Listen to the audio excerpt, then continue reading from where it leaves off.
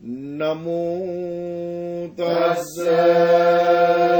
भगवतो अरहतो सम्मा सम्बुद्धस्स.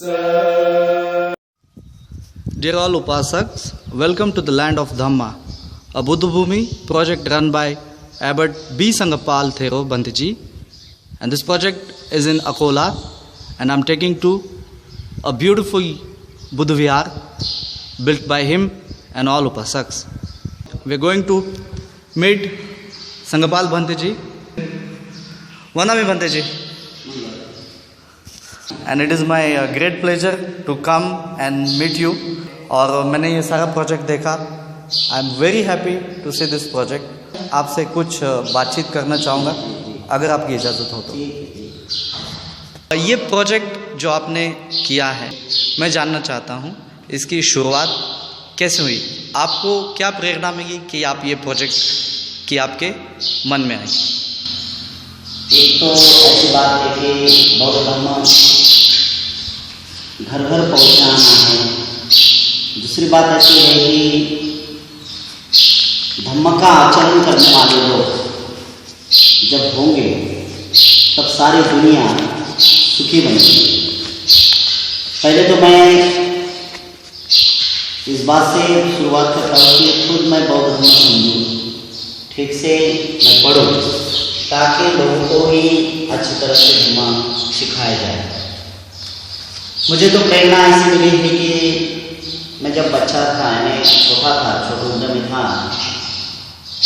ऐसा एक्चुअली मैं 6वीं कक्षा में था, तब से ही मुझे एक भिक्षु ने प्रेरणा दी थी. मन ही ऐसा लग रहा था कि मैं भी एक भिक्षु बनूं, बौद्ध धर्म का प्रचार और प्रसार करने हेतु मेरा सहयोग मिले. इस वजह से मैंने बौद्ध धर्म की भिक्षु की प्रेरणा ली और उसी तौर पर मैं अभी भिक्षु बन गया हूँ. दूसरी एक बात ऐसी है कि भारत के अंदर कई ऐसे ठिकाने हैं जैसे कि मोनेस्ट्री है, लेकिन महाराष्ट्र के अंदर देखने जाएंगे तो ऐसी कोई मोनेस्ट्री नहीं है. फिर भी ऐसा लग रहा है कि आज नहीं तो कल इतना जो मैंने प्रोजेक्ट किया है उसका हेतु एक ही है कि यहाँ सब यानी भविष्य काल में यहाँ बहुत बच्चे लोग बौद्ध भिक्षु बनेंगे, लेकिन उसको ट्रेनिंग यानी शील समाधि प्रज्ञा इसके तौर पर चलने के लिए इस प्रेरणा यहाँ से मिल सकती है. तो मेरा यही मकसद है कि यहाँ पर भिक्षु काफ़ी बने और अच्छी तरह से लोगों के साथ शील समाधि प्रज्ञा का अभ्यास करते हुए उन्हें सुख और शांति महसूस करनी चाहिए. यही सही माने जो रास्ता है भगवान बुद्ध ने बताया है, उस मार्ग पर चलने वाले की कमी है अभी दिखाई पड़ती है. इस वजह से भारत के अंदर सभी जितने भी लोग हैं, चाहे कौन से भी पंथ के हो, हिंदू हो, मुसलमान हो, क्रिश्चन हो, जैन हो, बौद्ध हो, उससे कोई मतलब नहीं है. लेकिन यानी बुद्ध ने, भगवान बुद्ध ने जो रास्ता बताया है वो रास्ते पे चलने वाले की लोगों की कमी है. ये प्रोजेक्ट के बारे में हमें कुछ बताइए, इसका प्रोग्रेस, इसकी शुरुआत कब हुई और इसके आने वाले समय में इस प्रोजेक्ट में क्या क्या चीज़ और होना है. 2000 से लगभग अभी 4 के पास 6 साल हो गए. तो 6 साल में बहुत सारा लोगों ने श्रद्धा संपन्न जो लोग हैं श्रद्धाबल से उन्होंने दान दिया है. तो दान देने से मेरा यहाँ पर जो बड़ा प्रोजेक्ट है, जैसे कि भगवान बुद्ध की मूर्ति बनाई है और दूसरी भी भगवान बुद्ध की मूर्ति बनाई है, बाबा साहब का स्टैचू हमने बना लिया है. और हमारा ये यहाँ जो प्रोजेक्ट है वो 80 फीट का भगवान बुद्ध का महापरिनिर्वाण का मुद्रा जो है भगवान बुद्ध की, तो पीछे वाले हम दिखाएंगे. यहाँ पर बहुत सारा प्रोजेक्ट है लोगों के लिए. अभी मेडिटेशन हॉल भी हमने बनाया है, यानी बुद्ध ने जो विद्या बताई है सही माने मेडिटेशन है, विपश्यना है, वो विपश्यना का हॉल हमने बनाया है, लोगों ने डोनेट किया है. वो भी बहुत सारे यहाँ पर दिखाई देता है कि गार्डन भी बनाना चाहते हैं. यहाँ पर तो सब पत्थर ही पत्थर है, लेकिन पत्थर के ऊपर हमने जो बड़े बड़े पेड़ लगाए, जैसे बोधि वृक्ष यहाँ पर काफ़ी है. बोधि वृक्ष की भूमि भी कहलाएगी आगे चलके. तो यहाँ सब प्रोजेक्ट हमने कर दिया है. आने वाले समय में आप क्या देखते हो बुद्ध धर्म भारत में कैसे प्रचार और प्रसार होगा आपके इस प्रोजेक्ट के थ्रू? तो आने वाले समय में, आने वाले भविष्य काल में केवल बुद्ध की शिक्षा लोगों के पास पहुंच जाना चाहिए। जब सब लोग त्यागी बने, बौद्ध धर्म के प्रचार और प्रसार करने वाले लोग, चाहे भिक्षु हो, उपासक हो, उपासिका हो, भिक्षु हो, ये सब त्यागी बनेंगे, खुद को महसूस करेंगे कि हम प्रचारक हैं, हम बुद्ध की प्रेरणा लेते हुए हम लोगों को भी प्रेरणा जगाते, लोगों के मन में प्रेरणा जगाने वाले हैं कि भाई आप भी बुद्ध ने बताया जो रास्ता है उस रास्ते पर सही ढंग से चलो और स्वयं सुखी बनो। इस वजह से जो करना है, तो करने के बारे में जो ये है, तो शायद ऐसा अच्छा काम हो सकता है, ताकि सभी लोग जुड़ना चाहिए पंचशील का पालन करने के लिए और स्वयं सुखी बनना चाहिए। आजकल के भागदौड़ के समय में जहाँ पे हर मनुष्य शहर में हो, गांव में हो, काफ़ी बिजी हो गया है, आप क्या टिप्स दोगे कि बुद्ध धम्म इतने सहज तरीके से भी फॉलो हो सकता है? तो आप उसके बारे में क्या कहेंगे? कुछ टिप्स दीजिए कि उसके थ्रू बुद्ध धम्म आप 24 घंटे में 5 मिनट हो, उतने में भी आप बुद्ध धम्म बहुत अच्छे से फॉलो कर सकते हैं। एक तो पहली बात ये क्लियर होनी चाहिए कि बौद्ध धर्म कोई संप्रदाय नहीं है। बुद्ध एक साइंटिस्ट है, भगवान बुद्ध एक साइंटिस्ट है, और साइंटिस्ट है, उन्होंने बहुत अच्छा सा यहाँ पर संशोधन किया है कि हर आदमी दुखी क्यों बनता है, हर आदमी की क्या समस्या है। वो जो लोग हैं दुखी बनते हैं तो उन्हें पता नहीं चलता कि हम किस कारण दुखी बनते हैं, क्या वजह है दुखी बनने की।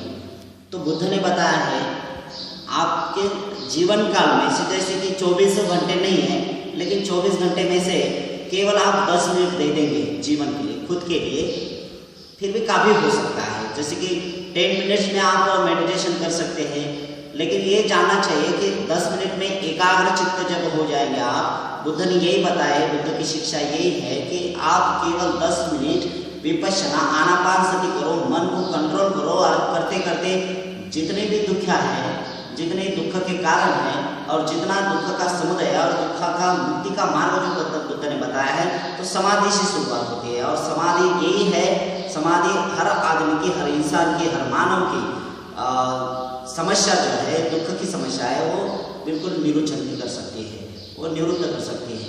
इस वजह से खुद को ऐसा जानना चाहिए कि मैं 10 मिनट मेरे लिए केवल, यानी 23 घंटे 50 मिनट आप खुद के लिए दे दो। ये 10 मिनट भी आपके लिए है, लेकिन 10 मिनट में हमें ये करना है। जैसे कि मेडिटेशन सुबह कर देंगे, आपको ये करना ही है हर इंसान। जैसे स्टूडेंट के लिए तो बहुत अच्छा है, स्टूडेंट में क्या है, तो स्टूडेंट का कोई मन नहीं लगता है, स्टूडेंट का मन बहका हो जाता है, कई होता है।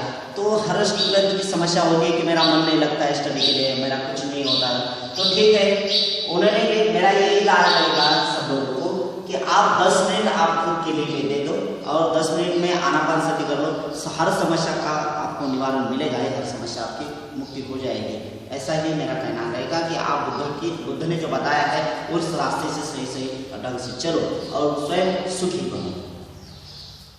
Thank you so very much Bhante ji. जाते जाते आपसे एक चीज़ जानना चाहूँगा, इस भारत के महान पुरुष, महामानव डॉक्टर बाबा साहब आम्बेडकर, उनके बारे में आप कुछ 2 शब्द हमें बताएं। बाबा साहब ने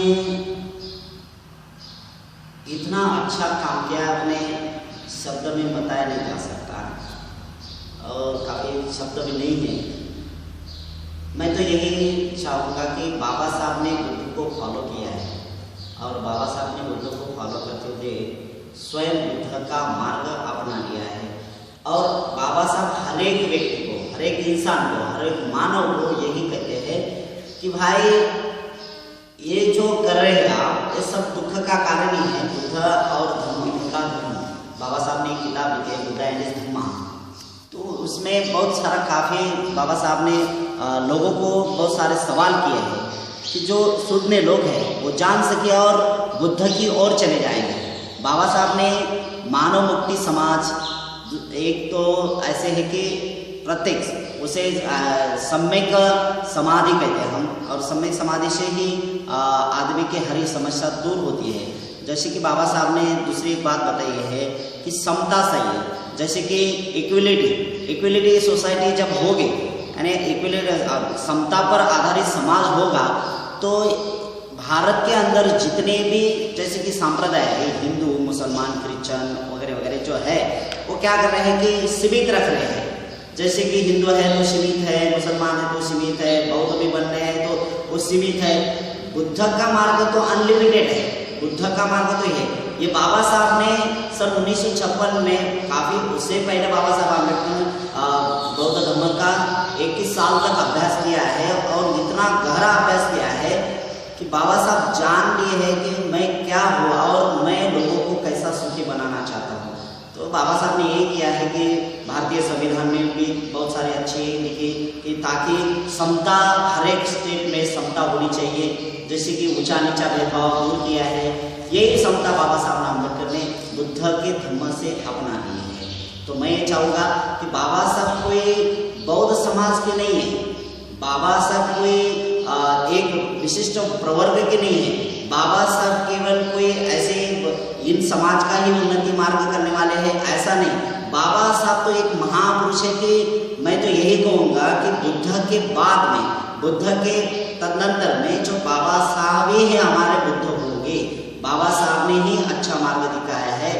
बहुत सारे महापुरुष है, लेकिन उन्होंने केवल अपने सीमित रखा है, अपना कोई तो उसमें मत डाला है। लेकिन बाबा साहब ऐसे एक महान ऐसे व्यक्ति है, बाबा साहब ऐसे एक महान पुरुष है भारत के अंदर कि उन्होंने अपने खुद का कोई उसमें डाला ही नहीं है। बुद्ध ने जो रास्ता बताया है, बस वही रास्ता बाबा साहब अम्बेडकर ने अभी इन लोगों के सदी में बाबा साहब ने सभी लोगों को समता लाने के लिए बुद्ध का मार्ग बताया है। आपका बहुत बहुत धन्यवाद Bhante ji. We are so thankful to come here and we respect you, we honour you like a very great monk of India. Bharatvarsh में आप जैसे और भिक्षु हो, आपके शिष्य बने, यही हम इच्छा रखते हैं। आप जाते जाते हमें आशीर्वाद दीजिए बंते जी। साधु साधु साधु, खूब मंगल हो, खूब सुखी हो, खूब कल्याण।